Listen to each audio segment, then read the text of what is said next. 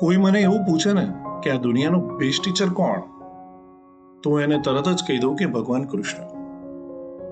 ભગવાન કૃષ્ણએ આ દુનિયાને જે શીખવાડ્યું છે એટલી હદે અને એટલું ઊંડાણપૂર્વક લગભગ બીજા કોઈએ નથી શીખવાડ્યું. કૃષ્ણએ આપણને જીવનના દરેક તબક્કાને કેવી રીતે જીવવા એ કહીને નહીં, પરંતુ પોતે જીવીને બતાવ્યું છે. તેમના જીવન કવનમાં જગતના તમામ પ્રશ્નોના જવાબ મળે છે. એમના સમગ્ર જીવનમાં આ દુનિયાએ શીખવા જેવું કશુંક ને કશુંક જડતું આવે છે. તમે કૃષ્ણને જેટલી વાર જાણવાનો પ્રયત્ન કરો ને, એટલી વાર કૃષ્ણ એક નવા સ્વરૂપે દેખાય છે.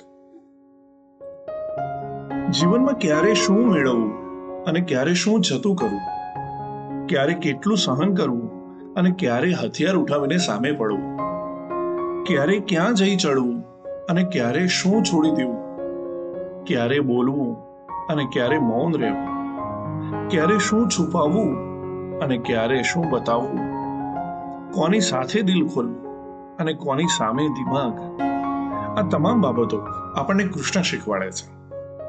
આજે કૃષ્ણને એટલા માટે ખાસ યાદ કરવા પડે કે આજે પણ આ દુનિયાને એમની જ જરૂર છે.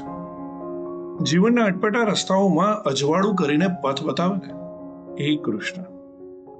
સંકટોની વચ્ચે પણ આશાનો કોઈ કિરણ પ્રગટાવે, તે કૃષ્ણ. મિત્રતાના માર્ગમાં ગરમાળો થઈને શાતા આપે, તે કૃષ્ણ. વાલભીના વૃંદાવનમાં વાંસળી લઈને હેત વહેંચે, એ કૃષ્ણ. કુરુક્ષેત્રના રણમાં શંખ વગાડીને બોધ આપે, એ કૃષ્ણ. ટૂંકમાં આજે દરેક જગ્યાએ કૃષ્ણની જરૂર છે. ધર્મ સંસ્થાપના થાય સંભવામી યુગે યુગે. અને કૃષ્ણ જરૂરથી આપણી મદદે હશે જ, એ આશા સાથે આપ સર્વને જન્માષ્ટમીની ફક્કડ શુભકામનાઓ.